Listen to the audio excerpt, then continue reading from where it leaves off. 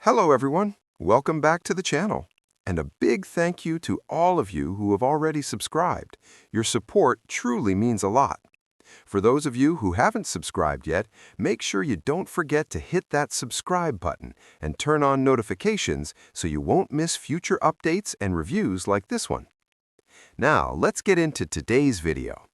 In this video, we're going to take a closer look at IObit Smart Defrag 11 Pro 2026, one of the most popular disk optimization tools designed to keep your PC running fast, smooth, and efficient. Over time, your hard drive can become fragmented, which means files are scattered across the disk. This can slow down boot times, increase loading delays, and reduce overall system performance. That's where Smart Defrag 11 Pro comes in. With its advanced defragmentation engine, Smart Defrag 11 Pro intelligently reorganizes fragmented files, optimizes free space, and improves data access speed. The result? Faster startup times, quicker file loading, and a noticeably smoother PC experience.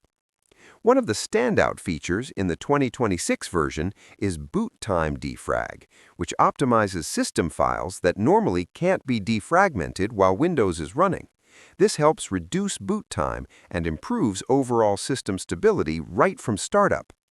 Smart Defrag 11 Pro also supports SSD optimization, ensuring your solid-state drive stays healthy without unnecessary wear. It uses smart algorithms to optimize performance while protecting SSD lifespan. The software runs quietly in the background with automatic and scheduled defragmentation, so you don't have to worry about manually optimizing your drive. Just set it once and let it do the work for you.